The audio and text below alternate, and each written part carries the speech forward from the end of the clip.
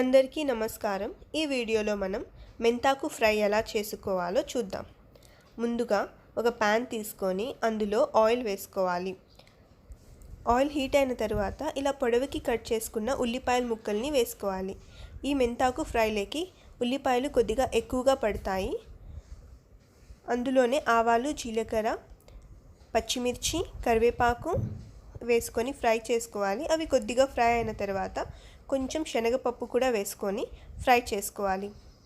ఇదంతా లైట్గా ఫ్రై అయిన తర్వాత ముందుగా మనం వాష్ చేసి కట్ చేసి పెట్టుకున్న మెంతాని ఇందులో వేసుకొని రుచికి సరిపడా ఉప్పు వేసుకొని బాగా మిక్స్ చేసుకోవాలి।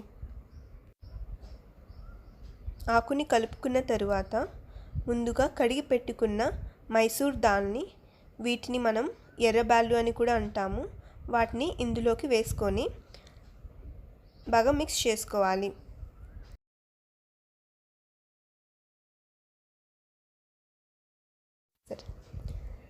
ఇది మొత్తం కలుపుకొని ఒక 2 మినిట్స్ ఫ్రై చేసుకున్న తర్వాత ముందుగా కట్ చేసి పెట్టుకున్న టొమాటో ముక్కల్ని ఇందులో వేసుకొని అవి కూడా వీటన్నిటితో బాగా కలుపుకోవాలి। కలిపిన తరువాత మూత పెట్టుకొని లో ఫ్లేమ్లో మెంతాకు ఫ్రై అయ్యేంత వరకు బాగా ఫ్రై చేసుకోవాలి।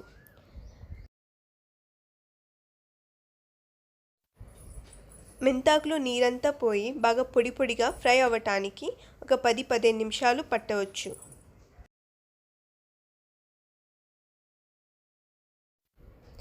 వీడియోలో చూస్తున్నారు కదా, ఇలా ఫ్రై అయిన తర్వాత ఇందులో మనం కొబ్బరి కారంని యాడ్ చేసి బాగా మిక్స్ చేసుకొని స్టవ్ ఆఫ్ చేసుకుంటే ఎంతో రుచికరమైన మెంతాకు ఫ్రై రెడీ।